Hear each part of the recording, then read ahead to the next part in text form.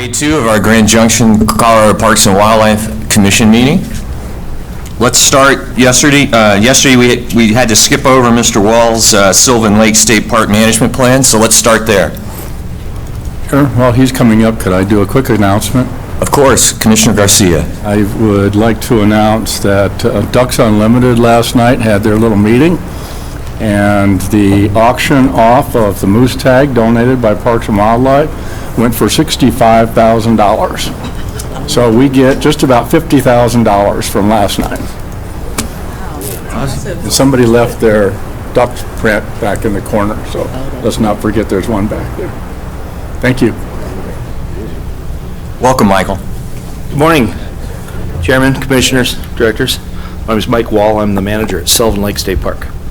Here to talk to you about the management plan that we've been working for the last couple of years on. I know that most of you will probably want to ask about the dam project that's going on, but we can talk about that afterwards. So, and if any of you, if the person doesn't want that print, I'll surely take it. So again, good morning. The park originated as 155 acres. Back in 1962, it was a foreclosure, private land, which, like I said, 155 acres. It basically is 10 miles south of Eagle, right in the center of the state. It was a state wildlife area until 1987, where at that point it turned into a state park. In 1987, so it stayed in that state for a while until 1999. There was a conglomeration of entities that put in some money and increased it to 1,575 acres roughly. The funding came from GOCO, Parks Trust, Division of Wildlife, Vail and Associates Conservation Fund, from Eagle County, and the town of Eagle. And it was, I believe, a $17 million purchase at that time. It was privately owned, and they were talking about making it into a ski area. The public, or the community, didn't really like that too much, and so we ended up with it. So the elevation of the park is about 7,500 feet to 8,500 feet,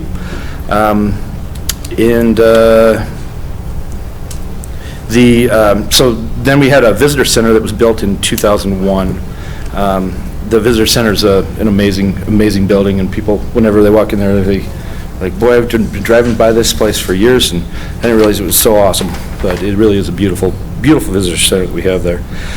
So the things that we have at the park there, we have a 42-acre reservoir. There's 46 campsites. There's 9 cabins and 3 yurts. The yurts are really unique because, as you can see on the map there, they're off to the east, and it's they're a long ways from the park. Actually, 10 miles from the park, from the lake, because as you can see there on the map, it splits there. So the park, I don't know if I said it or not, but it's about 10 miles long. So though it's only 1,500 acres, it's still really long and linear. So all the facilities up at the lake are on solar, so that's one of the challenges that we face, but it's actually kind of fun to be able to say that we are off the grid up there at the lake. As far as the staffing goes, we have 4 full-time employees. We've got and about 10 seasonal employees that we hire every year.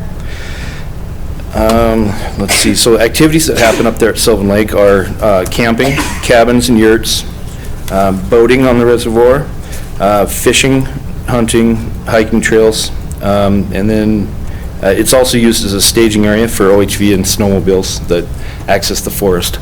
So another thing is that the park is surrounded by national forest. There's one little 5-acre in-holding that's between it's on the upper end there of that map, but it's privately owned and it is for sale. It's not really a great buildable site for someone, so we may be proposing to try and purchase that little 5-acre parcel to keep it natural. And then in the wintertime, we keep the roads open. That's another topic that we'll talk about in a little bit. We keep the roads open so it's accessible year-round. And there's snowshoeing and snowmobiling and skiing in the area. So the plan is derived from it's goal number 2 of the 2015 CPW strategic plan. So most of the heavy lifting was done by the policy and planning team, so I want to thank them because without them, it would be quite a task to do this all on my own. So the management plan is meant to be a guiding document for the park. It serves as a guide for staff and interested parties. It guides the management of natural, cultural, and recreational resources. It identifies park enhancement opportunities, and it's a guide for future budget requests and allocations. The plan is designed to assist the staff with their decisions and efforts. So the intent of the plan is to be reviewed annually by park staff. And then every 5 years, it's intended that we'll do formal amendments, and then it should be fully updated every 10 years. So with developing the plan, it started out with the public meeting, a comment form and a questionnaire that started out in 2017. We provided those all in Spanish as well, because we have a growing Latino population in the area. It was kind of neat to actually hear that in Spanish on the Spanish channel, the radio station. So it's pretty neat. So the draft plan was presented to the public earlier this year, and we got a couple of comments back on that. One of the things that is the main thing that came out of our public comments is that the public is generally in favor of not having any more development at the park, very little development, and kind of leaving it as it is. It's interesting. So the goals identified in this plan, the goals for the future of the park, are to maintain and improve the natural and cultural resources, to provide high quality customer service, to moderate future development, and to maintain habitats and resources. The scenic resources of the park is something that I think we oftentimes overlook, and the Sylvan Lake is one of the jewels of our state park system. So I'm glad that we were able to identify that that's an important thing, is to maintain view sheds and so forth. We also, another goal that's identified is to ensure that staff and budget capabilities aren't exceeded by any additional operations or infrastructure. So we also need to plan for population growth and demographic changes. Another goal is to educate, inspire, and inform the public. And of course, to provide safe recreational opportunities.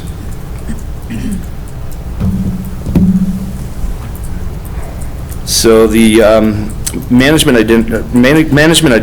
initiatives developed in this plan, kind of our action items, is to develop an official visitor capacity number and policy. Currently, when we run out of parking spots, we don't necessarily turn people away, but we're at the point now, every weekend we are reaching that capacity, which we don't know exactly what it is right now. So we're going to have to develop a capacity number and a policy to address what we do when we reach capacity. Another initiative is to maintain relations with stakeholders and neighbors.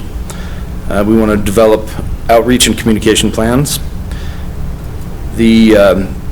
Another thing that we need to do is to develop MOU defining the road ownership, maintenance responsibilities, and funding for the road.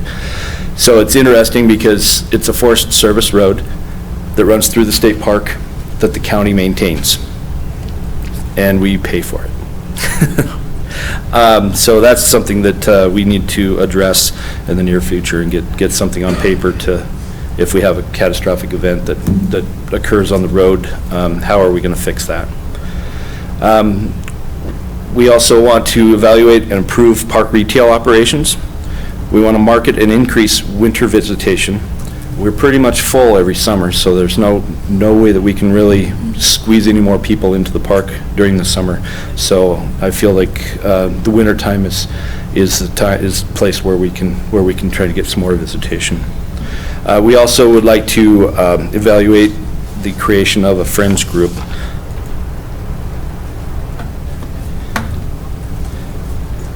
So enhancements that were developed in this plan were derived, what we did is we basically divided the park up into several different zones: a developed zone, a passive zone, natural zone, and protected zone. So it doesn't matter what the size they are, it's just kind of what is in place as far as what zone it was, the areas that the park were classified as.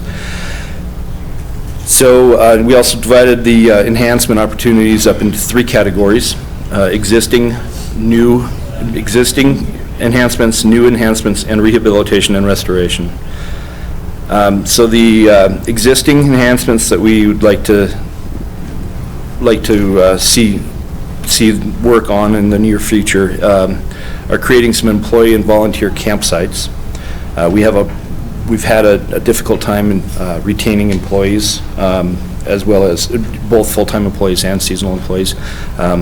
We're limited by the size of our seasonal housing, and also, as you know, Eagle County is a very expensive place to live.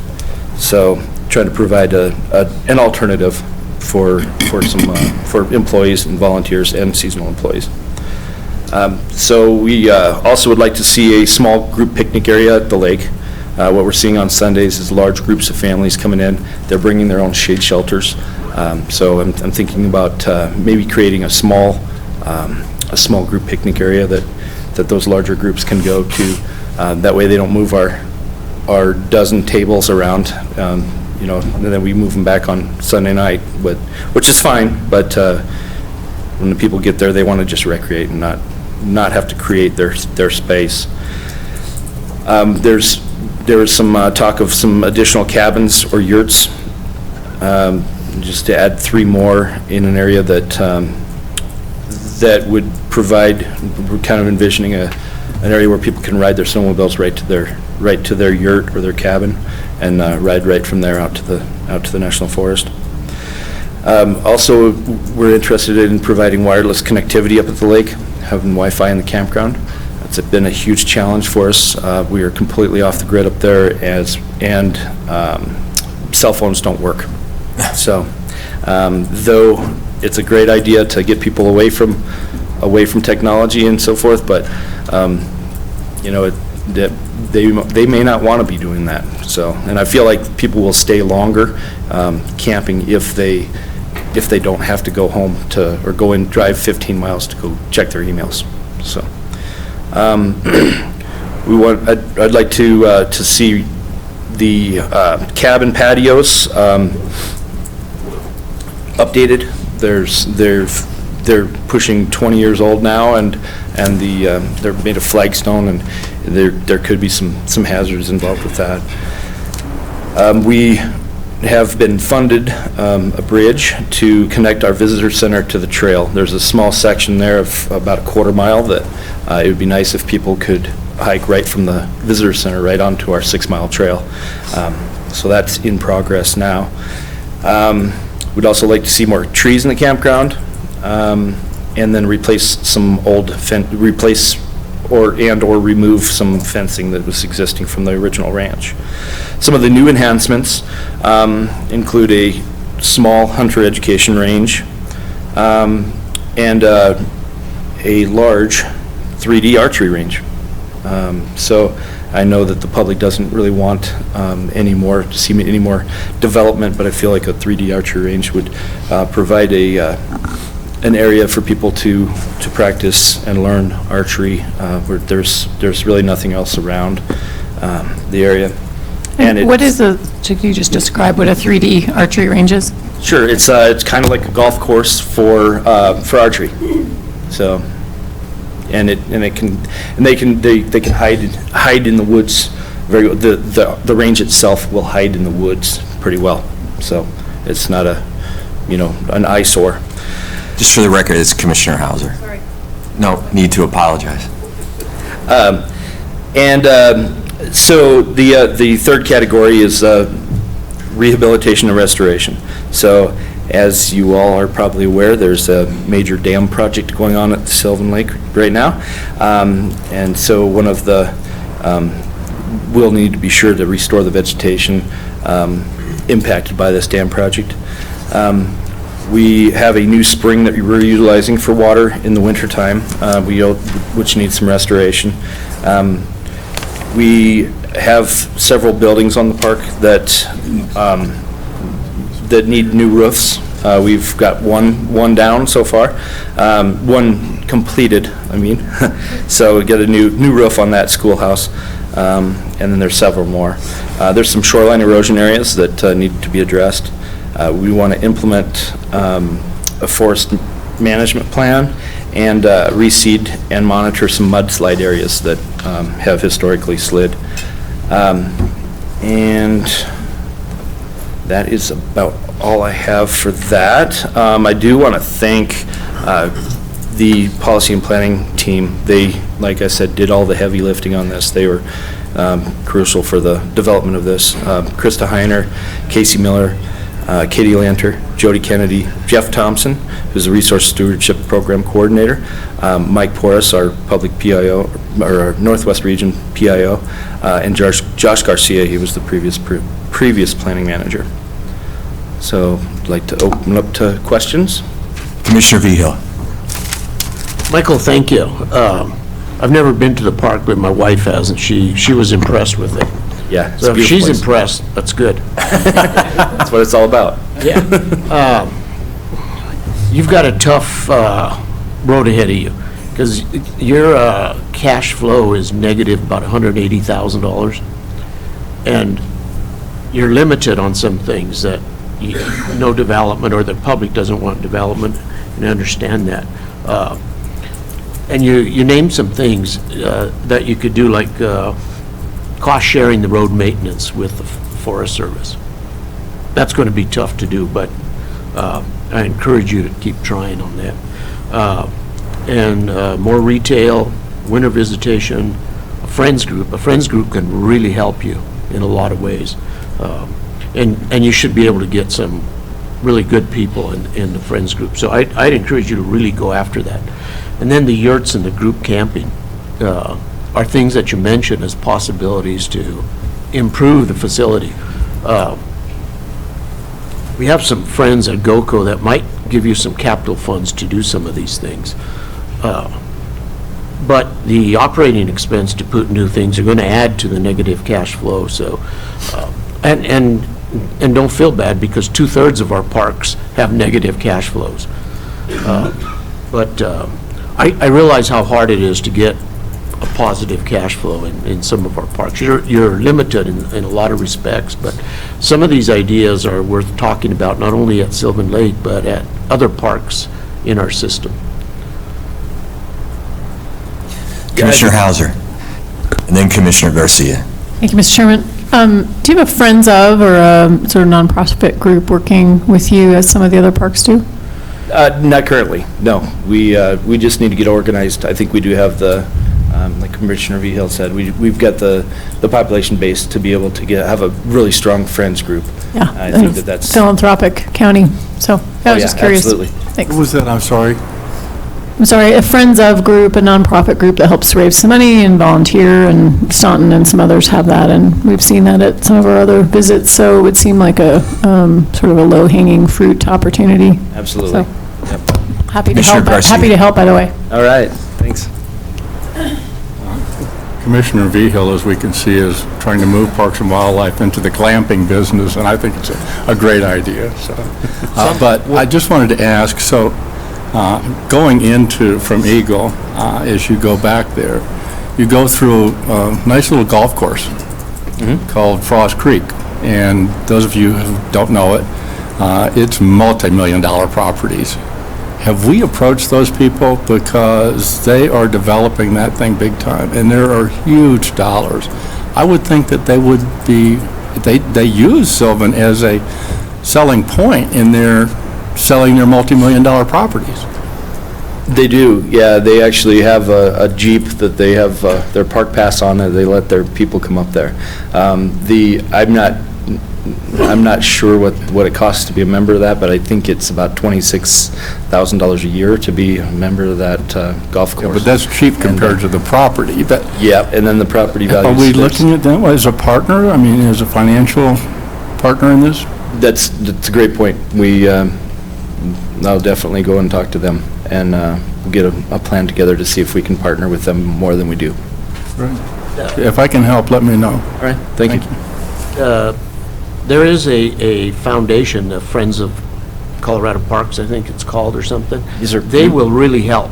Oh, yeah. They will really help, and they'll knock on doors, I think, for you, and from the community to get more donations, and Friends groups involved, really some involvement. Oh, yeah.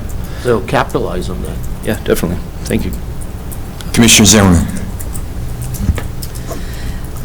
Thanks for putting this together. It's beautiful. I've been to Sylvan Lake a couple of times. It's gorgeous. I've been really disappointed. I'm working on a project in Gypsum, and I've driven by, between Eagle and Gypsum countless times. I'm like, it's still Yeah. closed.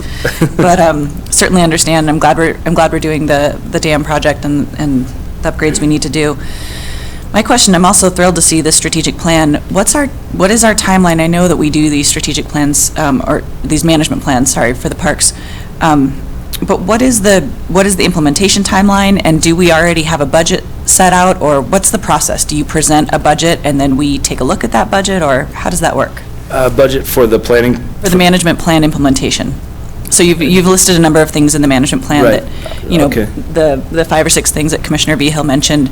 Do you So- present those to the leadership team, or how does that work? Those, most of these are just going to be the normal annual budget requests for the future going forward. So each year I'd apply for capital funds if, for example, we wanted to get some cabins or something like that. So I believe that's, like this year I applied for some capital funds for the archery range. So is So that? do you have, where you- maybe I just missed it, is there a kind of a prioritization of, all right, this is our management plan, we're going to put in for capital funds for the archery this year and capital funds for cabins next year and shore restoration year 3? Yeah, we started out with having a fiscal year assigned to those, but we decided that we don't want to lock ourselves into that if we have to reprioritize in the future. So they are generally grouped as far as these are the ideas, and with no prioritization really on the plan. I'm also curious, the visitor center is gorgeous. I'm curious why we don't have our meetings there? I'm wondering that too, because we also have nine cabins, so it'd be great to, and that's one of the things that I'd really like to see is more, it's right in the center of the state, so our, the conference room at the visitor center is fairly small. We figure about 30 people is comfortable in there. But that's the other thing is that, I apologize, Commissioner Vihil, that we probably wouldn't make any money on it, but but I think that we should use it as a central location more frequently for smaller CPW meetings and so forth. It does seem like, we have all these gorgeous facilities across the state, and I understand the logistics, Laura, are tough, and having a conference room in a hotel makes it a lot more convenient and efficient, but I'd give up some efficiencies to be able to be in one of our state parks. Just tell me when. Thank you. Probably need to solve that internet access issue. Yep, we've got pretty decent internet at the visitor center compared to the 90s, but it's 90s. we are working on it right now, and that's one of the big things that we need to get in place when we're opening back up, is we need to be able to run iPause at the entrance station, and currently we cannot. Commissioner Adams. One, I wanted to just thank you for the comment section and public outreach being available in Spanish. I just think it's a wonderful model as we move forward, particularly with a 41% increase in Latinx population in the area from 2000 to 2010. So I would be curious to know what the increase is from when the next census comes out. Alas, I also was curious about just your general reflections on lessons learned from previous management plans and something that you were excited about being able to address with this latest plan. Sure. One of the things that Katie and I were just talking about this last night is that the plans it's huge. 100 and some odd pages, and like your comment yesterday of it, we need to have a good executive summary. A 2 to 3 page hot topics, or we're condensing it down to 2 or 3 pages. I think is something that we should consider in the future. And then also,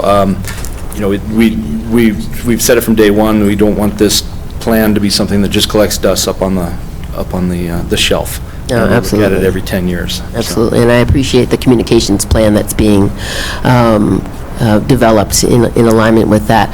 Curious if you've worked with or met with Latinos Outdoors, considering that there's such a large Latinx community there.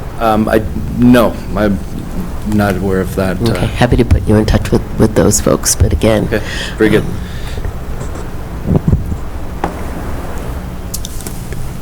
Executive Director Gibbs. Yeah, thank you, Mr. Chairman. I may have missed it, but when will the site be totally open and totally complete from the renovation project? I know there's signs on I-70 and... Sure. Yeah, you didn't miss it. I didn't say that. I don't want to talk about it anymore. So we have a new contract that started last week. So it was supposed to be done, the project was supposed to be done in October. It did not get finished, obviously. And now we have a new contractor started this week. And we're hopeful that they will follow their contract and be done in 180 days is what their contract is. So that was starting last week. So the timer is clicking. And so what we just had a press release out the other day as well. And the project should be complete this fall, but we're going to probably need to, we want to get it reseeded and prepped and everything like that. So not going to do it again this year and put a date on it, but sometime in the mid-summer 2020, we should have our grand reopening at that point. But I think it's too soon now to actually put a date to it, and the engineers concur with that information. So next summer, mid-next summer, and hopefully we'll be before that.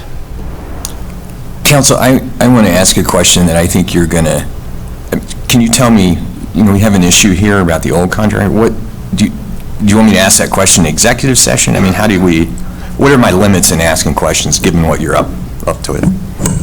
I can tell you that there is a new contractor on board, obviously, and we're currently, so we terminated the prior contractor for convenience, and we have outside counsel working with CPW to resolve the outstanding claims by the prior contractor.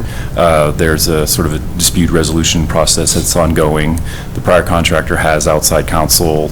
We have outside counsel. We're sort of working through the dispute resolution process as to how much money CPW owes under the prior contract. The big issue is working at this elevation and getting the concrete to cure in time before freezing weather. So that was the issue previously, and that's the huge deadline that the park is under currently. I can give you a detailed written report maybe the next go around as to the itemizing the amount of money that the prior contractor is claiming, our potential claims and views and defenses with respect to the amount of money that the prior contractor is claiming. And I'm happy to do that in whatever way you like. I think that'd be helpful for the next meeting. Okay, certainly. Margaret, please. Hi, Margaret Taylor, Assistant Director for Capital Parks and Trails. I just, so in one of my roles, I'm in charge of capital development, which includes dam maintenance. And just wanted to add, so we started this project, the Sylvan Dam Rehabilitation. What year did we start? 2018. 2018, and we thought that it was going to take a season. It's not uncommon for projects to take longer. Unfortunately, as our council has mentioned, we had problems with the contract and the contractor completing the project on time. And so that's really where we're at. And unfortunately, this season we won't be able to have the dam ready for this recreation season. Any other comments or questions, Commissioners? Oh, Commissioner Zimmerman. I just want to commend that we could identify a contractor who wasn't really working out and switch to a new contractor.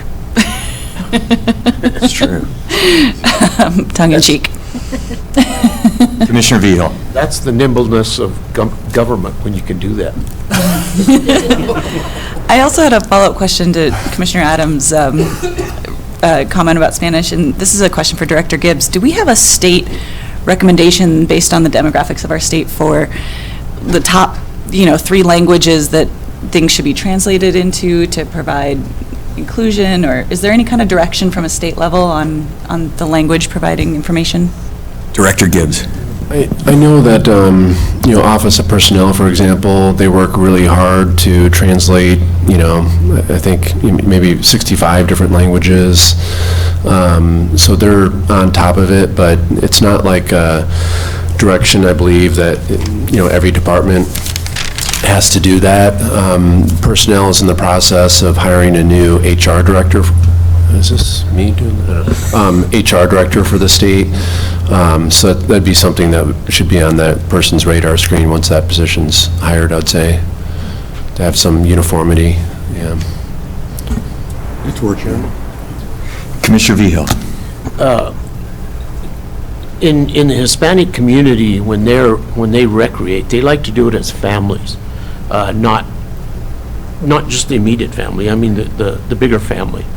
And one of the things that in the conference, the State Parks Conference last week, it was a park director from Nebraska was telling me that what they're starting to do to draw families, more families outdoors, is build camping spots that go 2 ways, and put the picnic table and the fire pit in the middle. That way you have the one camper going this way, one camper this way, the doors open to the picnic area. I thought that was a great thing. I don't know that we do that in any of our parks. I haven't seen any. But I think that's a great idea for getting more Hispanic families out, or any family. Yeah, I completely agree. On Sunday, on Saturday and Sunday, that's what I was talking about with the group picnic area. We have seen an increase in larger family groups coming in, and like I said earlier, everybody moves their tables together, and then we go and move them back. I mean, why are we doing that? Why don't we just make a few larger picnic areas? And then with a shade shelter, because it's unfortunate. There's one family in particular that they set up their picnic right next to the parking area, and it happens to have a big tree right there. And Grandma and Grandpa sit underneath the tree, and everybody else, is gathered around Grandma and Grandpa, and they have to pull their tables way up there. So thanks for recognizing that. Yeah, we definitely have seen that at Sylvan Lake, and we're trying to accommodate. Thank you. Commissioner Adams. Also, the Hispanic Access Foundation is another organization. They have a whole section on conservation and the environment, so I think they would be really wonderful partners and collaborators. Great, thank you.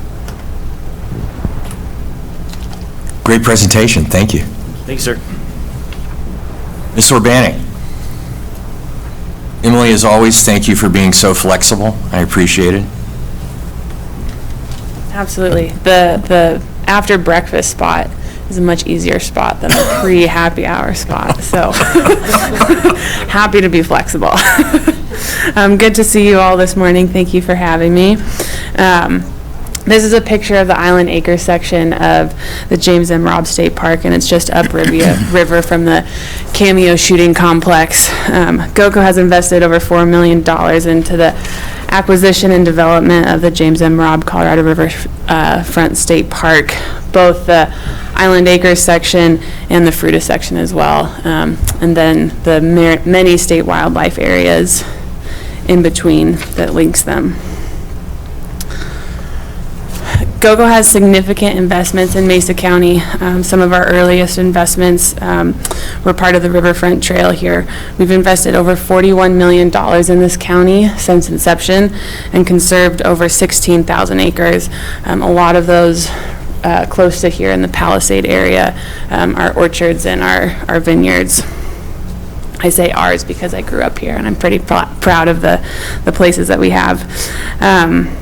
Some more recent investments include infrastructure improvements at Highline Lake State Park, skate parks in Palisade, and the Las Colonias Park development along the river, which is going to be pretty spectacular. The city of Grand Junction is working to develop outdoor recreation business park down there, and Bonsai Design, who builds big ropes courses internationally, is going to be a flagship business in that park. It's going to be pretty cool. We're in the middle of the review process for the 2019 round of Directors Innovation Funds requests. This year we received 12 requests, which was a little bit less than previous years, but a lot of great projects that I'm excited to tell you about in June.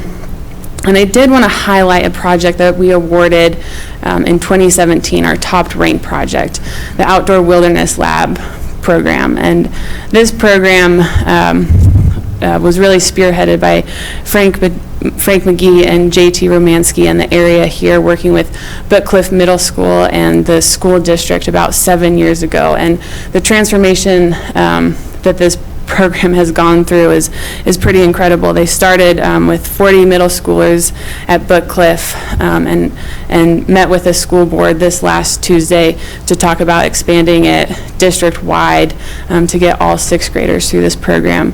So instead of talking at you about it, I would like to show you a video that's a couple years old now, but really compelling, that highlights this program. How do I get that going, Laura?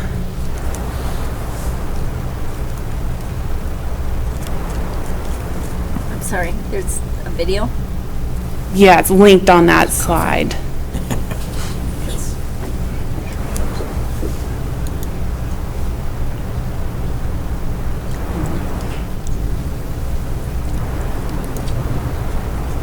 I don't have a video link.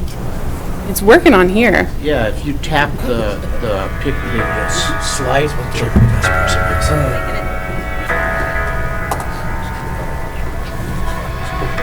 There's a sense of escaping, there's a sense of maybe of losing yourself in the woods, right? Because that's I'll just watch it once You're ourselves. You'd be surprised in Colorado how many kids have never gone to the mountains that are in the backyard. There we go. Something like this before, I have never spent time in the cabin.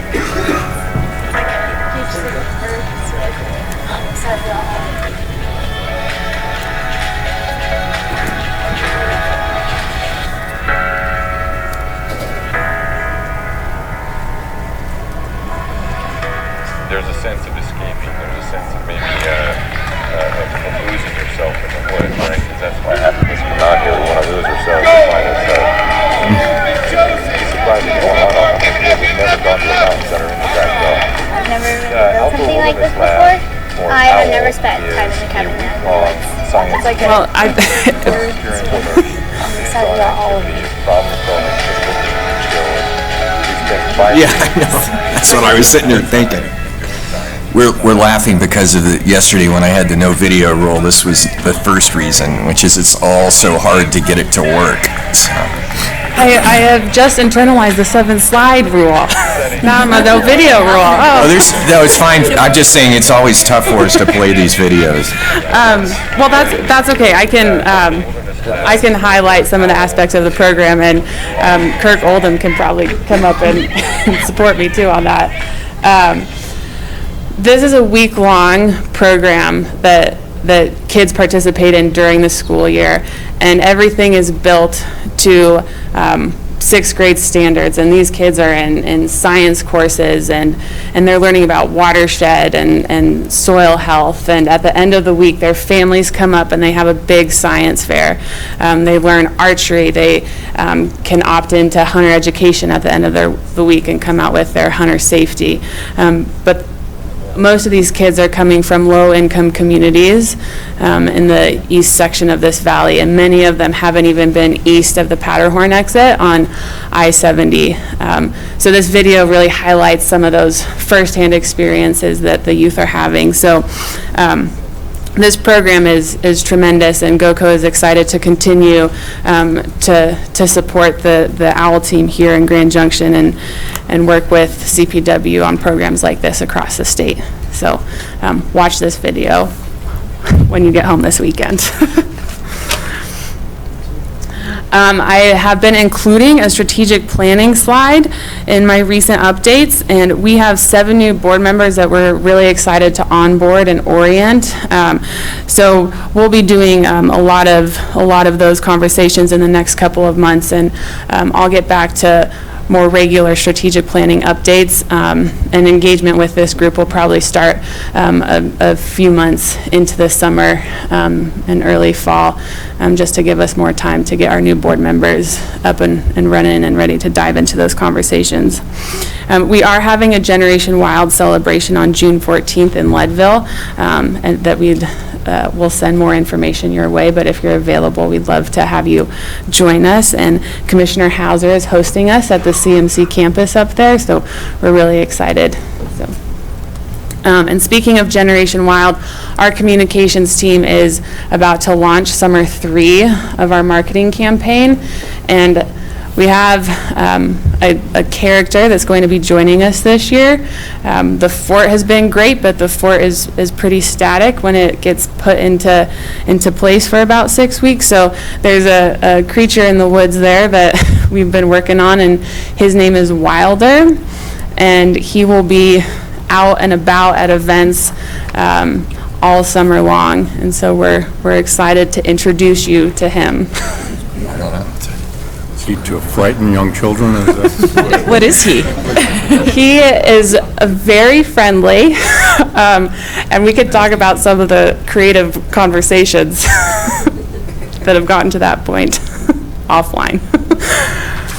Well, I'll just make a comment on that. It's great to see GOCO pushing on creative, and I think it's one of the best things about GOCO is how forward-thinking Generation Wild has been. And I actually was, I think at one point, involved in that conversation, and it's really fun because particularly the advertising agency is pushing for us to think beyond our traditional way of communicating. So I'm really excited about it. We are too. Love that slide. So cute. He's like, hi. Commissioner Garcia. This video is really good. I don't have the sound on because I didn't want, but I'm sitting here watching it. It's amazing. So do you want to talk about where GOCO is restarting their strategic plan? Because I think it's important for this commission to be involved in that. Absolutely, absolutely. So the process right now, we're working with Persono to freeze dry where we are in that planning process and to really outline the decisions that have been made thus far and the thinking that's gone into them, so we can onboard the new board members quickly and make sure that everybody is starting at the same place. But conversations with this commission and CPW staff is central to our strategic planning process. They just might be a little bit more delayed a few months out now, given the orientation and onboarding that we need to do with 7 new board members.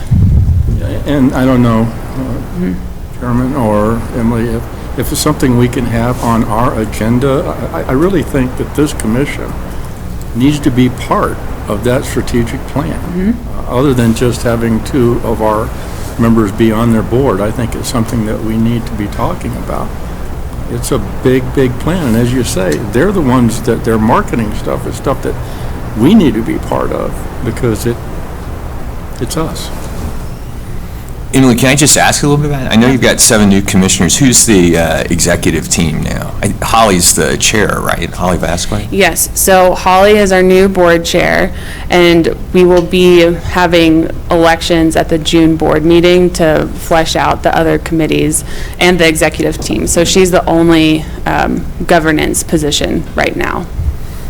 So Yes. it'll be after my time, but, I mean, I just think the sooner than you could get the new commissioners and, I mean, the new board members together, and we could do another GOCO CPW event, that'd be a great start. And I agree completely with Commissioner Garcia that those strategic plans, the last time we did it, we couldn't sync them up, and I think we constantly saw, not conflict, but just disconnects. And so however we can work once the new board's ready Right. would be great. Yes, I completely agree, and we've been in an internal phase right now with our consultant and talking about the interviews that they've had with our external partners.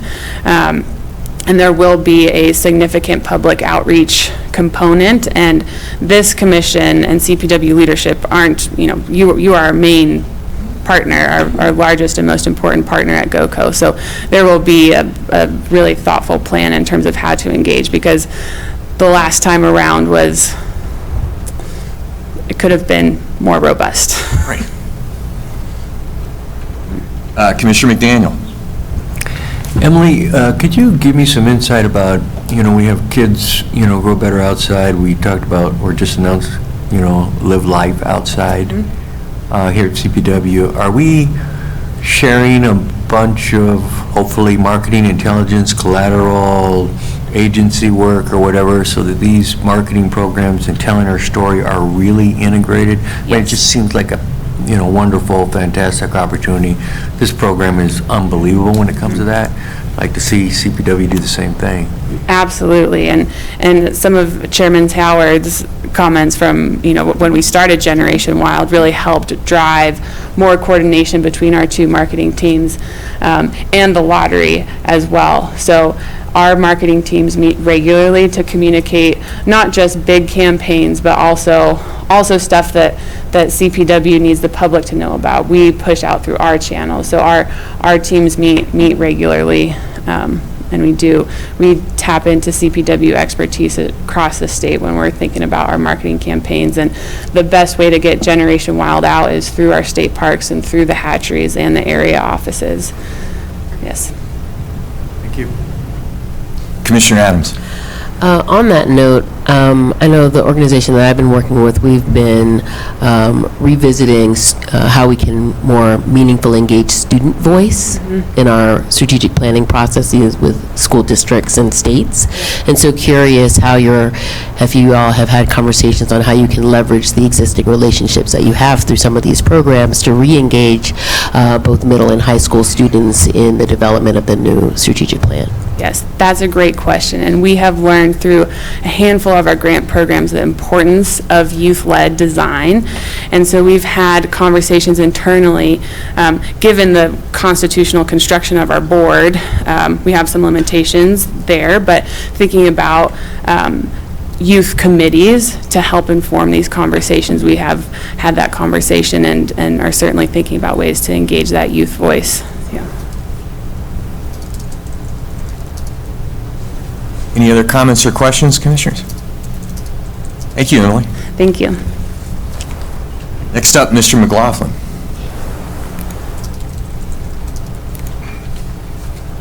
Craig, let me just steal a minute from you. Commissioner Zimmerman and I are organizing a little pheasant hunt. It's focused on women hunters, and I have managed to get Craig, who has quite a string of hunting dogs, to agree, along with Mr. Prenslow. And so I think Commissioner Adams signed up for our trip last night. So if there are any, and Commissioner Hauser, you would be welcome. All of the female commissioners, we'd like to do it. It'll be right around the opening day for pheasant hunting. right around in November, and we'll be out at Bonnie Cabin. And so if there, and I know Margaret Taylor's going to come, if there's anybody else that would like to join us, please let me know. And hopefully Commissioner, or then Chairman Zimmerman will be able to get Bonnie Cabin, so. I was just going to say, I don't know, this might be a little precedent setting to get an all-women's hunt at staying at Bonnie Cabin, but we're going to try. Absolutely. Take it away, Craig. Great. Thank you, Chairman Howard. So good morning, Chairman, Director, members of the Commission. For the record, I'm Craig McLaughlin, the Terrestrial Section Manager for CPW. And over the next few minutes, I'd like to talk to you and have a discussion with you about our herd management planning process. This is going to focus on the scope of the planning work, its importance to big game management in Colorado, and the challenges and opportunities I think that exist within our herd management planning efforts. I think the timing of this presentation is fortunate, because yesterday we heard that you approved the staff's recommendations for the 2019 big game license allocations. And at next month's meeting, you will have a larger discussion on big game management in Colorado. A portion of nearly every commission meeting is devoted to approval of herd management plans, and today I'd like to underscore their importance in our big game management program, and hopefully open a dialogue about improving that planning process. As the director and our big game manager mentioned yesterday, our herd management plans are contracts with the public. They are the key components that drive our management actions for big game. So, Colorado currently manages its big game species on a local scale rather than on a statewide basis. After we observed the movement patterns of our herds, we drew boundaries around them, and we have circumscribed the landscape that's inhabited by each population. For ungulates, which are the hooved big game, such as deer and elk, we use the term herds, as these animals often associate in groups. For more solitary species such as bears and lions, we have used the term population. So you'll hear me talk primarily about herd management plans, but we're talking about plans that also include, in particular, our bear populations. So each herd or population is identified by number, and we collect the biological data for many herds as possible each year, and describe these areas, as you've heard many times, as data analysis units, or DAUs. This map depicts the 54 deer DAUs in Colorado, and each DAU should have its own herd management plan. Each herd management plan is intended to last about 10 years. But given the intensity of our staff workloads, we haven't written herd management plans for all the populations, and many of the plans have not been revised or kept current. In total, we have 217 DAUs that should each have an individual plan for them, herd management plan. As a reminder, here's a quick review of the process we use to manage Colorado's big game herds through the plans. Each plan is herd or population specific, and it allows us to address the unique issues that each herd faces, such as habitat conditions, local climate and weather, and other land uses, such as agricultural and development or disease issues. Importantly, each plan includes a set of management objectives for CPW's managers. Most of our herd management plans have two objectives, a population objective, which is a range of desired population sizes, and a sex ratio objective, which is a targeted number of males per 100 females. These objectives are used to set the desired population size in relation to our habitat limitations and our social pressures, the level of hunting opportunity, and the relative number and size of males available for hunting. Some herd management plans rely on alternative metrics, such as the age of harvested animals or the level of satisfaction of landowners that are impacted by big game damage. One alternative metric that is often used in population plans for bears and lions is the relative composition of adult females in the harvest, and this can be used as a measure of population sustainability. The process of developing a herd management plan takes a stepwise approach and requires several months to complete. To determine our management approach for the population, including how many animals that we desire to manage for, we start with first having a biologist assembling the available data in the herd, its habitat, land use, and other historical data, including, for some species, a history of the disease or severe winter events.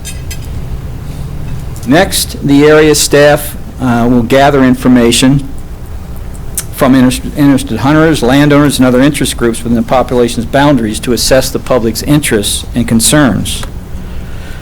The biologist and the area staff then formulate a draft plan which includes a population objective and the sex ratio objective, or a series of alternative objectives.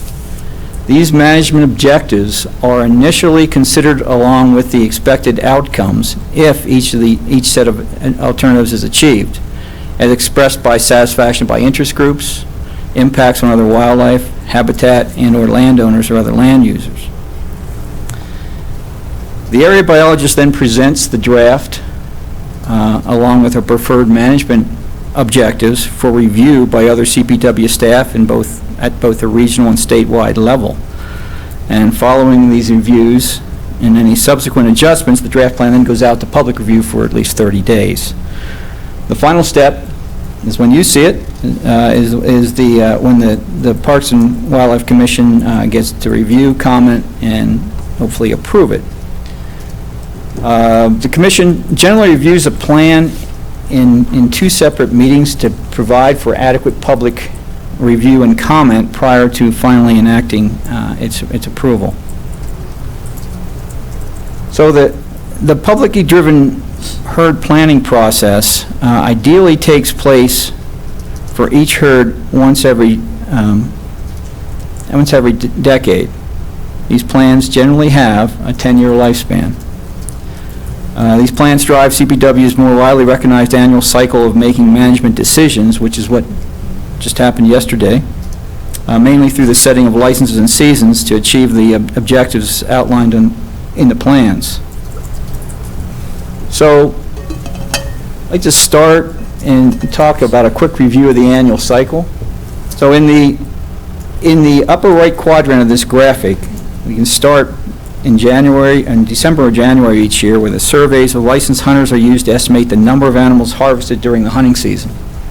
At this same time, the biologists are collecting data on each herd, generally using helicopters to fly over groups of animals to determine the portion of males and females or young and adult aged animals within each population. Then in the lower right quadrant, during March and April, the harvest data and the classification data is used to initialize models that help assess each population's status in relation to the management objectives that have been established within the plan.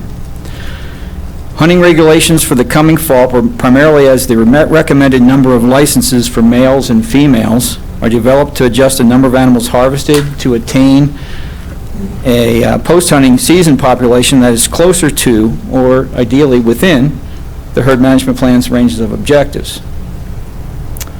So in May, the staff license recommendations are reviewed and approved by the Commission. That's in the lower left quadrant, which triggers the staff preparations to conduct the limited license draws. And in the summer months, the hunting licenses are distributed to hunters. Up to the upper left, the hunting seasons are conducted during the fall months, and immediately following these seasons, our annual cycle begins anew. Start by estimating the harvest and evaluating the status of each herd population once again. So I'd like to pause and reemphasize that while a number and types of licenses that are available for each herd is of great interest to our Colorado hunters, and the year-round process of monitoring each herd is very important, these actions are conducted to produce results specified in the herd management plans. Therefore, the herd management plans are tremendously important contracts between CPW and our constituents. Let's look quickly at the current status of our herd management planning. Several years ago, we noticed that our rate of completing herd management plans had fallen way behind, was not sufficient. And we needed to be revising and updating these existing plans at a greater rate than we had been doing. We had other priorities and we had limitations on our staffing. However, we are falling behind. In 2017, working with the Planning, Policy and Research Branch in the regions, we undertook an effort to improve our planning process using the lean process, which is a process that looks at all actions required to implement a process, and then cuts out the unnecessary steps to lean the process and make it more efficient. This effort focused on improving public outreach, as that was determined to be the task that was most inefficient. Our intent has been to gain better public input and making it more inclusive, effective, and meaningful. We identified an annual schedule for writing plans, and we streamlined the process for creating updates to the plans. We included such things as the working way in which we worked at revisions and amendments or extensions and adjustments to these plans. And we set a target completion rate of at least 16 plans annually. In the year or so since, we've made good progress. We fell short of the target for completing the 16 plans per year. Just a quick review back. In 2018, we presented 15 plans to you, and 12 received final approval. When we break down the numbers, with about 200 herd management plans that need to be updated every 10 years, it means the Commission will see over 40 plan presentations per year, given a two-step process, looking at it twice. Considering that there's only 5 Commission meetings that we were able to present herd management plans each year, that means we would need to stack at least 8 presentations in the agendas of these 5 meetings. You're starting to see the issue that I'm bringing before you. This rigorous schedule can only be met after we catch up by erasing the current backlog of plans at double that pace, or by completing a whopping 40 plans per year through 2026. Our more streamlined approach to collecting public input shows promise, but we are concerned with the challenges involved in gaining Commission approval of a large number of plans in 2019 and the years to follow. Our challenge is to further improve the efficiency of the herd management planning processes, as this process is extremely important to CPW. So how do we make the herd management planning process more effective? Well, we're working at ways to improve the way we gather information from the public and to make public meetings more efficient. CPW staff are also working to simplify the herd management plan content. We intend to reduce the plans to the most salient components, the current conditions, the issues, the objectives, and the strategies to achieve those objectives. And we're also looking at even combining groups of herd management plans into regionally based documents. We're considering alternative approaches to provide for the public and the Commission approval of herd management plans. And we submit some of those for your ideas for you to consider today. As an example, the default approval process could be, as you've done with several plans recently, seeing the plan once on the floor, and then the use of the consent agenda for step 2 when the plans aren't controversial, and when there's no changes are made in step 1. Another suggestion is to form a herd management planning subcommittee within the Commission that would focus on review of these plans. And the subcommittee would develop recommendations to the Commission to consider for approval of groups of these plans, replacing the current model, where the entire Commission considers and deliberates on individual plans. And finally, another option for improvement may be to continue to focus the Commission's reviews, annual reviews, on the big picture in the license setting process through an annual progress report on how annual license recommendations are achieving the herd management plan objectives, with the staff highlighting progress rather than focusing on small changes in license numbers. With that, I welcome your thoughts and suggestions for meeting our planning challenge. Thank you, Craig. I have some thoughts, but what do other commissioners have to say? Commissioner Bray, and then Commissioner Vardy. I'll start with a question. You mentioned 5 meetings that you can only present Why is that? Can't we present these at more than 5 meetings? We're looking at the overall agenda size, unless you went into a longer meeting with other important priority agenda topics that you have to address. Well, yeah, that's a different topic, I guess, but I have been concerned that we have reduced the length of our meetings a little too much. We used to always have 2 full-day meetings, and I'm not sure that we don't have the business to take care of that we shouldn't perhaps reconsider at least some of those. And we've skipped several months. We might need to, maybe we should add a month and dedicate more towards something like that, just various ideas. Commissioner Vardy. Thank you, Chairman. I personally love the idea of sanctioning a subcommittee. I think that could be a very effective way to deal with this and other matters that come up to the board, and would like to explore that further. Commissioner McDaniel. I think I made this comment before, and so I'd like to bring it back up about the whole approach to herd management. I'd like to start out, I'd ask that we start out with more a statewide view. So, I'll look at more like, I'm going to look at the United States, then I'm going to look at the Southeast region, and I'll look at the state of Georgia. The state of Georgia is D46. But what I get is D46, I don't get a regional look, and I don't get a statewide look. I have a goal of how we're trying to manage our herd, and I'll make up some stuff, so this is not what I want done, but, our goal in Southeast region is to eliminate all elk. I don't think that's true, obviously, but I'd like to know that's the goal before I got the different DAUs in that region, if that makes sense. And then with the discussion we had yesterday around license allocation, it's difficult for me to get my head around the license allocation. When I looked at overall herd size versus herd objective for the state. And there's so many factors, and it's very complex, and you guys do a great job about that, but I can't kind of connect them in my mind about the reason we did this was so much about, buck-to-doe ratio, CWD, overpopulated areas, underpopulated areas. Connecting all those dots for me would make these reviews of these individual herds and then the DAUs that comprise them more valuable to me. So that's the feedback I'd give you. We're not nearly where you all are in knowledge about that, so maybe you could start at the top and boil it down a little for me.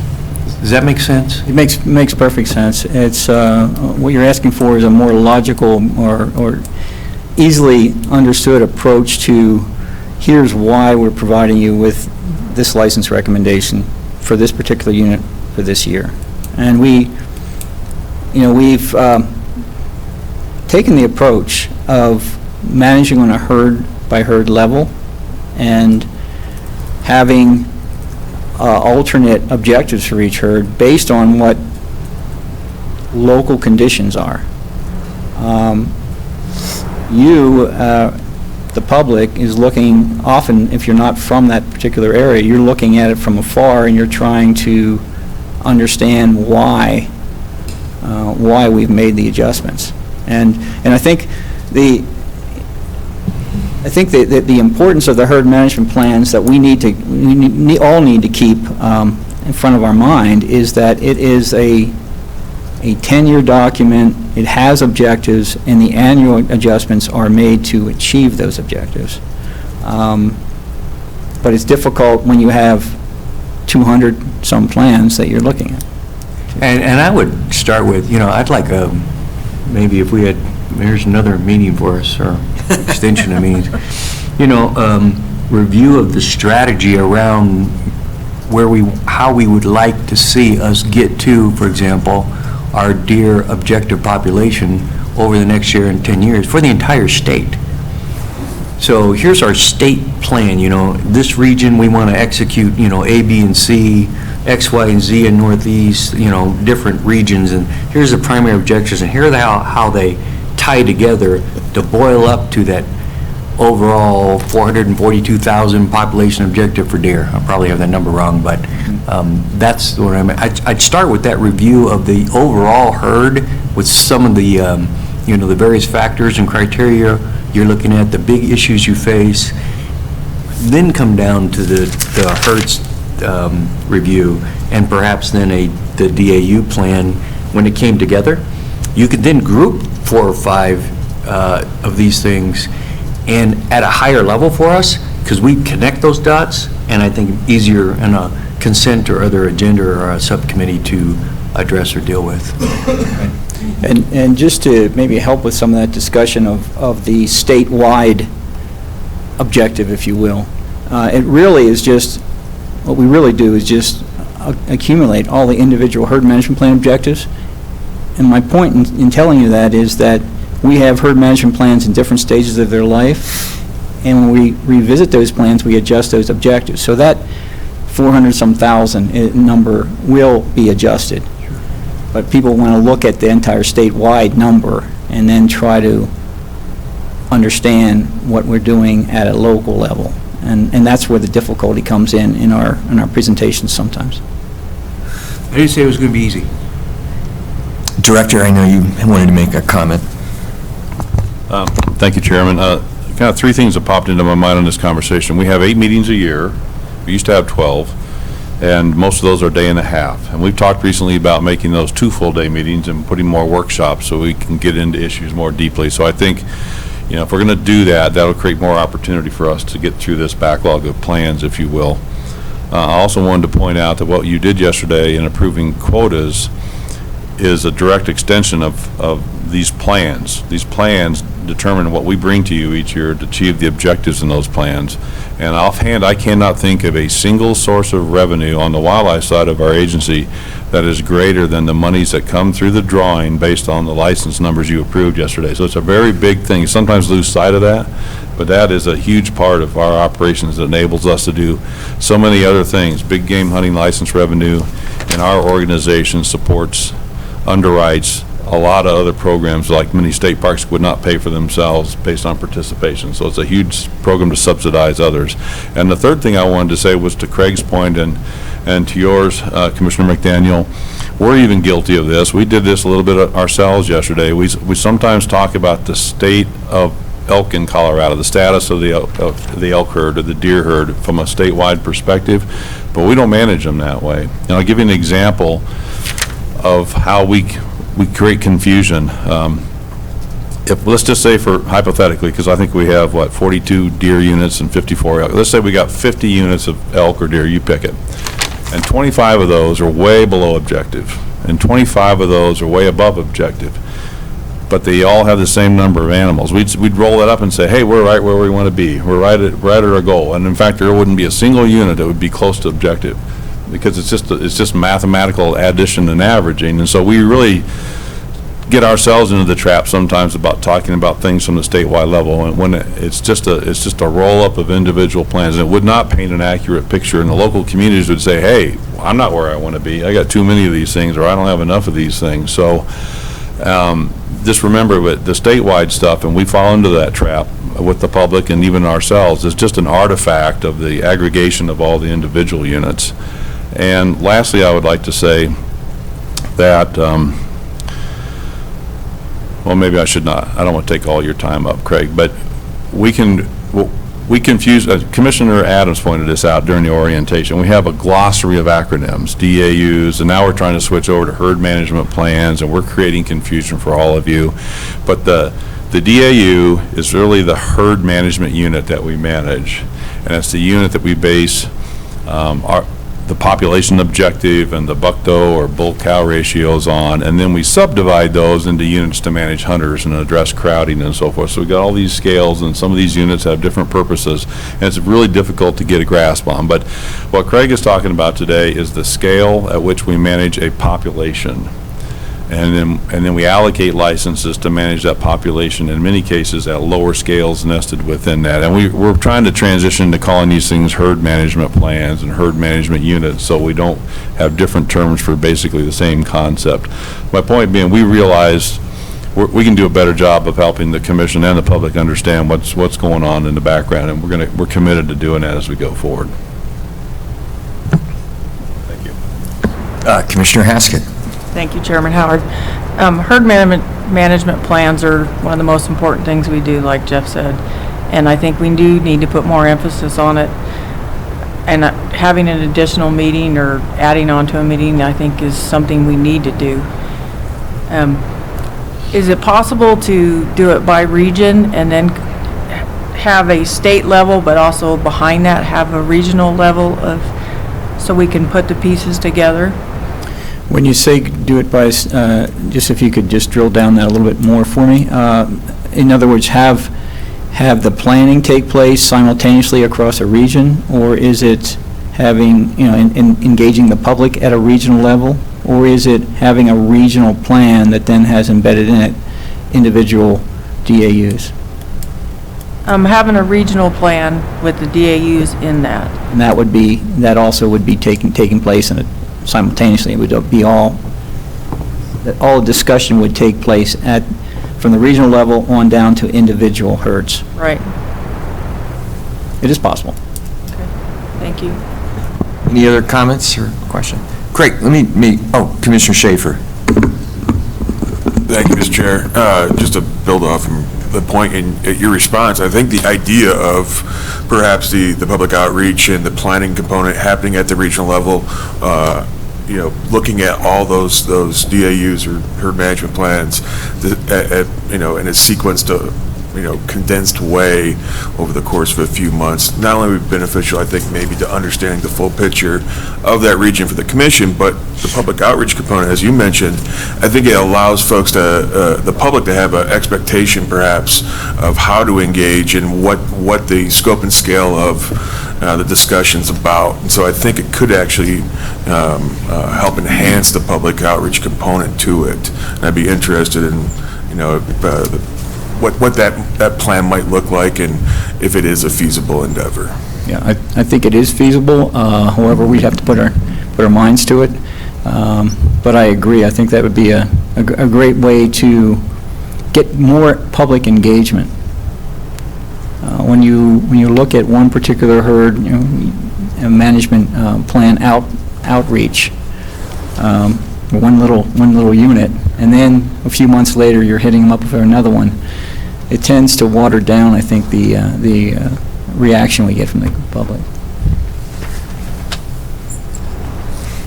Craig, let me just give you a comment. It's 2 years now putting agendas together, and I've made that process worse by inviting the public to participate as much as possible. So my view would be that Commissioner Vardy is correct, that a committee here, a subcommittee, would be a great mechanism so that we could work outside the meeting. And I know those have to be noticed, and so there's some mechanics there, but I think that is a great suggestion. The one thing I will say that won't work, for example, at GOCO, the committees do a tremendous amount of work, and then they tend to present to the board, and the board tends to then go right ahead and just approve the work of the committee. That's just the way GOCO works. They have a different mission, much narrower mission.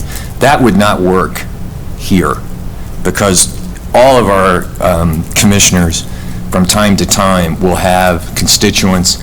Commissioner McDaniel is an excellent example on the herd management plan we discussed last time. And so the subcommittee's work, I think, would have to be done in a way in which they're helping and filtering, but there's still going to need to be a full review at the commission level to some extent. And then from a planning purpose, I think what that does is I've tried sometimes to interpret people's interests the second time, and then I put things on the consent agenda. That hasn't worked very well. I feel like that then goes to Commissioner Bray's point, which is we're going to need to have longer meetings to do this. The committee can help quite a bit, but I think you'll still have a lot of commission interest, and so you'll need to have at least a couple of meetings that are really just longer so that you can get through it. So I'm blending all these ideas together, but I think mechanically, until you've worked with staff trying to put an agenda together, it's just really hard to interpret what commissioners are going to want, and then we just have so much going on. So I think it's a combination of the committee, longer meetings, and then, aggressive use of the consent agenda when no one does have interest in the second look or so. So that's just my feedback for you. Well, the subcommittee may also help with how we engage with the commission. The commission engages with the public, and at what point? When we're building a plan, what you want is you want the public to provide for you their interests, their concerns up front. And as Mr.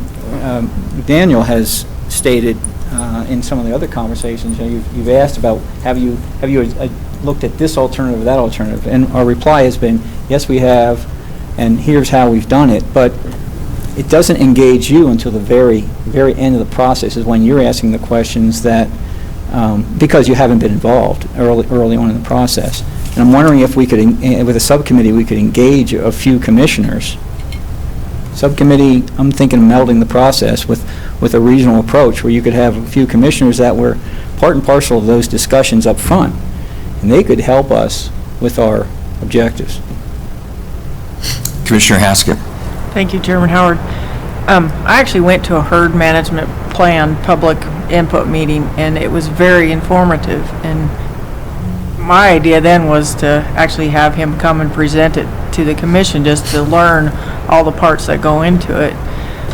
But then, again, we're back to our long list of what all do we do. But it was very informative to me to actually go to that and learn all the steps that were involved. It's way more than we end up with on the plan itself, so it's an idea, but we have a huge list already. Commissioner Bray. Thank you, Mr. Chairman. Yeah, I'm in support of the committee idea. I think it can have a lot of benefits, but I do want to have a vote of carefulness here, because I've been part of a lot of organizations, and some of them are run by a lot of committees, and then, as you suggested, Mr. Chairman, the board just kind of rubber stamps that committee's recommendations. This process and this commission is totally different. Number one, there's a lot of turnover from time to time, and we need, each and every commissioner needs to have the full impact of what's going on. So I am in support of a committee. I think it can add a lot of benefit, but I exercise caution on how much they actually do. The full commission needs to participate. Commissioner Vehil. Yeah, to add to that, if it's a subcommittee of 4 people or whatever, there may not be regional representation on that, and that's an issue. Because if it's something in the south half of the state, Robert Bray are the only commissioners from that area. So we don't want to have a committee that nobody is from the southern part of the state, because we live there. We get input from the public, the local public, and from HPP members and stuff. So that's one caution, is that you got to be careful so you have that regional input. Chairman? Commissioner Garcia. You talked about GOCO and the committee concept. One thing they do is those meetings are held in Denver. And I think that's problematic. If we're talking about, and especially if we're talking about regional approaches to herd management, and we're looking for public input, and we're sitting in Denver. And that means that we've got to have these committee meetings move as we do. And that requires a lot of staff work. So I just bring that up because we always have to look at staff, resources, and those sorts of things. But I think if we put ourselves into having committee meetings on regional herd management, and we're having them in Denver, we're going to hear a lot of feedback about that from people that don't live in Denver. Commissioner Adams.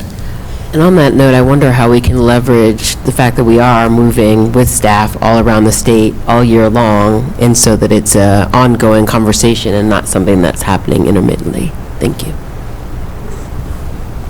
Commissioner Zimmerman. Can subcommittee meetings happen, if we go to 2-day meetings, could they be a portion of the second day, the second half of the second day, we go into subcommittee, or the first half of the first day, or do we need to utilize time between meetings for subcommittee? That's how the Finance Committee works, is in conjunction with the meetings. That would make the most sense. Well, lots of good ideas there. I think Vice Chairman Zimmerman will have the role of putting that all together, so, and working with staff. So, thanks very much, Craig. All right, thank you. I've got a request for public comment from a Mr. Talbot. Is Mr. Talbot here? Mr. Talbot, I'll give you 3 minutes. I'm trying to get the meeting done, and most of our public comment was yesterday, so if you could stick to that 3 minutes, I'd be grateful. Thank you. Sorry to bother you. I read the notice in the paper, and it was misleading. I had a couple of comments that I was curious about. One was how they determine the point system for big game, and how it was derived at. For instance, on the moose tags, they have a point system that your people are selected after 4 points randomly. And I've noticed different people who have drawn with 4 points. And I'm looking at people with 15 or 20 points who may be going out to hunt in a wheelchair or a pine box instead of getting an opportunity. And I was wondering why they went to the 4 point before drawn without maybe going to 8 or 10 points to make it more equitable. That was kind of a question I had. And one other thing I was curious about, in elk hunting, the seasons are open in October, November, December, and actually up in the north area, a lot of times the elk aren't moved off of the hill, and they do a lot of property damage in late December and January, where they could alleviate some of that by allowing some hunting of the elk in those later months. That was all I had. Thank you, Mr. Talbot. Could, JT, could one of you get with Mr. Talbot and walk him through those? Thanks very much. Thank you. Next up is our consent agenda. Any changes to the consent agenda from commissioners?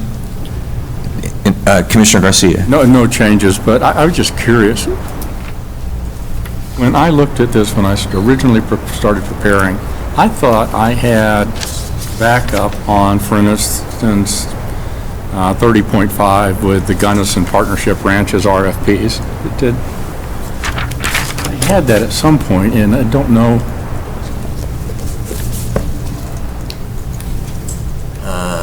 Okay. All right. So I had a file, and it actually, and because I had, I looked, and there were some easements in there, and they were all in Gunnison.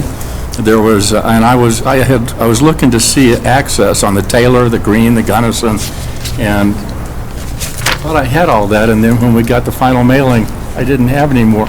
And the only reason, I can get it later, but one of the things that was confusing is back on item 12 on our properties, Cabin Creek, State Wildlife Area, has been taken off the list.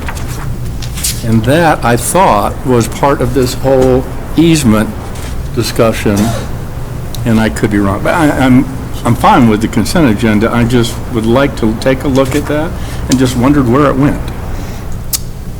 Director, do we have a member of staff that can maybe talk to that, or can you talk to it? No. I will start off by humbly apologizing. We normally have, and I thought we did too, had all the backup to the consent agenda, the real estate forms and all that. And I don't know if in the various downloads, we accidentally removed that, or we failed to have it at the beginning. I kind of recall it was there earlier on, so I think it might have somehow dropped out. That's what I in one of those others, but, so apologies for that, and we will get it back up so you can re-download that entire part on your iPad if you'd like, or we can I send just it to you always some want other to check way. and make sure it's not me, Director. That's not you, it's me. Thank you.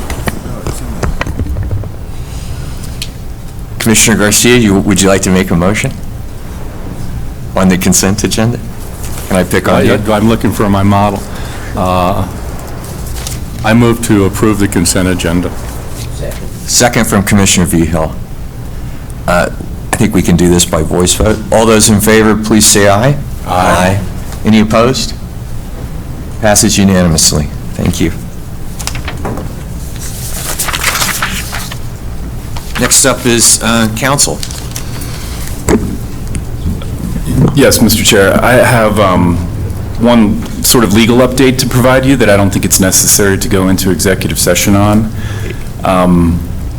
There was a charge of discrimination filed by Mr. Martinez, filed in the Colorado Civil Rights Commission against CPW arising out of an allegedly discriminatory decision made in the license suspension decision rendered by Steve Cooley, who's the hearings examiner for all license suspension appeals. And I just wanted to kind of give an overview of that case and procedural history, and I don't think it's necessary to enter into executive session.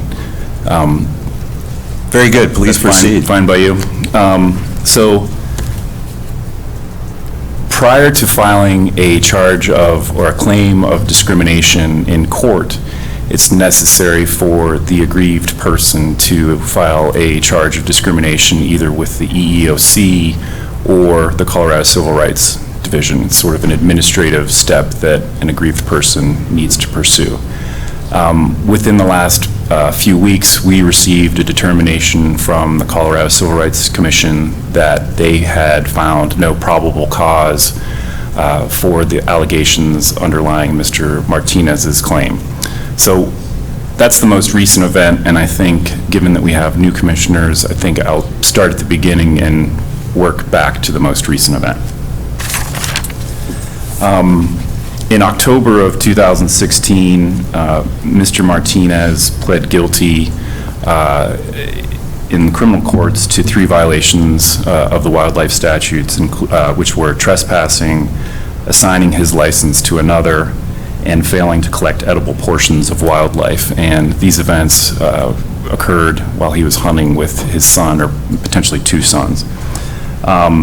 Those violations led to 50 license suspension points, which automatically triggers a hearing with Steve Cooley to determine the potential suspension or duration of his hunting privileges.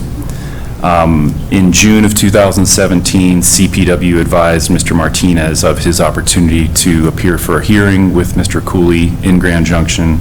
All of those sorts of hearings are held in the vicinity of the respondent's home. He chose not to appear at that hearing, but did offer written evidence to sort of mitigate his license suspension, potential suspension,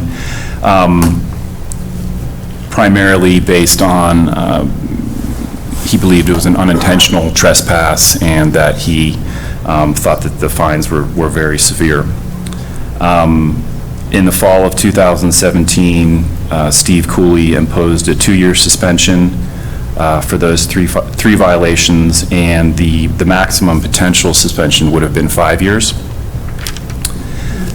Mr. Martinez requested an appeal to the commission, which every respondent has the ability to do if they object to Mr. Cooley's initial decision. He did not appear, I'm sorry, and that was the first time where he said Mr. Cooley's decision was potentially based on his ethnicity, and I'll actually read exactly what he said. this is sort of the concluding statement that he wrote. I'm not looking to get out of the monetary fine that was imposed, even though I think they were not justified. I do think that Mr. Cooley, according to some of his wording, is adamant about trying to impose the maximum penalty he can get away with, and with no regard to what actually happened and the circumstances surrounding the event. Perhaps it's because of my Hispanic name, or perhaps it's because of some other personal experience he might have had. In any case, 2 years of no hunting or fishing, on top of the monetary penalties, appears to be very abusive, considering the information above and the following. So he had an extended narrative, but that's the extent of his claims of discrimination. So that was in November. He submitted this written claim of mitigation in November of 2017, and in January of 2018, the matter came before the commission, and he did not appear. Steve Cooley was present at that commission hearing and provided some context. At that hearing, the commission affirmed Mr. Cooley's 2-year suspension. Subsequent to that, affirming Mr. Cooley's decision, Mr. Martinez emailed former Director Broscheid, again, arguing that there was a potential racial or ethnic bias in the decision-making. At that time, Director Broscheid instructed the AG's office to conduct an investigation into the claims in the email, as well as the license suspension practices generally. We completed that investigation and provided a written report to Mr. Martinez, and Director Broscheid sent a sort of an accompanying email at that time. In May of 2018, Mr. Martinez filed a charge of discrimination with the Colorado Civil Rights Commission, but did not appeal his license suspension. So he could have appealed the 2-year license suspension to district court under the State Administrative Procedures Act, but he did not. So that 2-year suspension is final at this point. And I'll read the statement of discrimination and the charge of discrimination filed with the CCRD. I believe I was unlawfully discriminated against because of my national origin and ancestry, Hispanic, in violation of Colorado law. In June of 2017, I was assessed fines and penalties by the commission for a hunting incident that occurred on or about October 22, 2016. In January of 2018, I was given the opportunity to rebut this decision in writing before the respondent commission.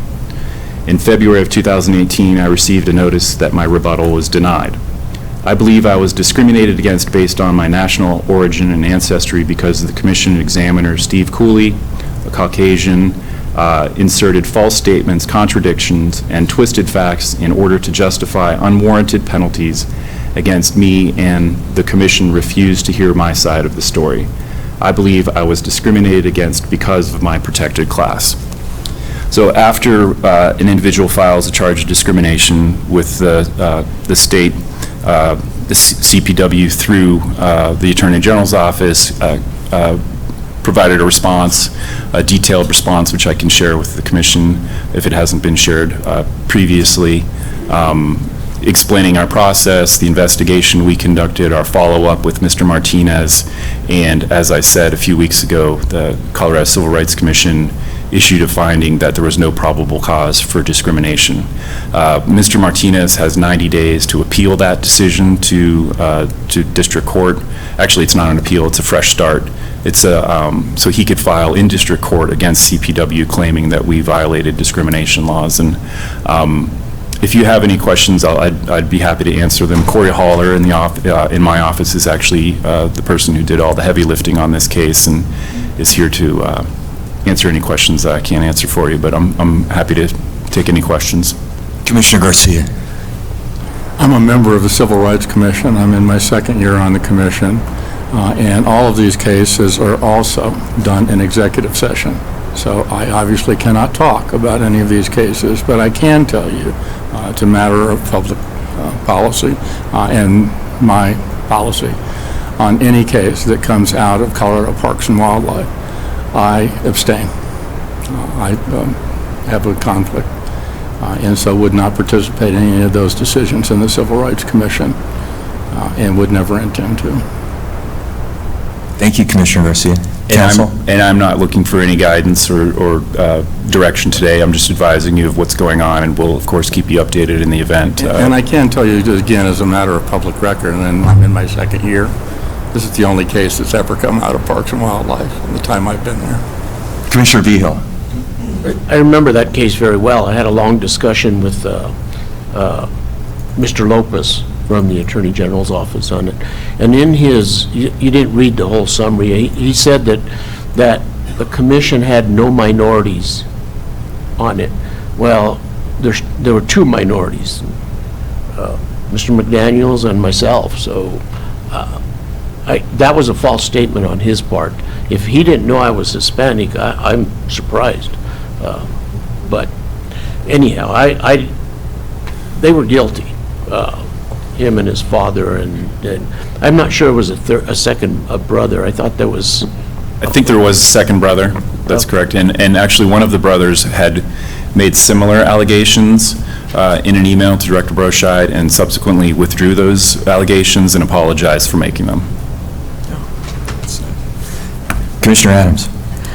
I just wanted to confirm that there was no other complaints lodged against this particular Officer Cooley, I think, by others. Has this been the first, or is this part of a pattern? No, that's the first that I've ever heard of in my tenure. Awesome, thank you. Thank you, counsel. Next up is adjournment, I think. Is anything else to discuss in the commission? Very good. Thank you very much. Great meeting. We're adjourned.